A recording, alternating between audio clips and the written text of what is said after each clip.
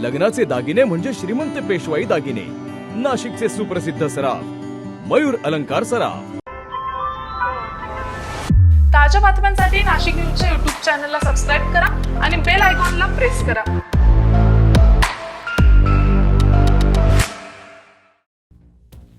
दिंडोरी पोलिसांनी मोठी कारवाई करत अवैध गुटखा आणि तंबाखूचा साठा जप्त केलाय।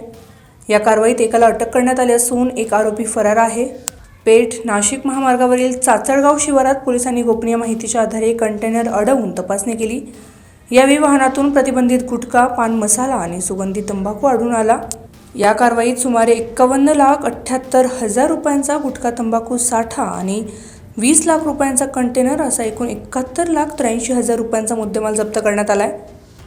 या प्रकरणी चालक मारुती वाळुंज याला अटक करण्यात आली असून वाहन मालक गणेश वाघोळे हा फरार आहे।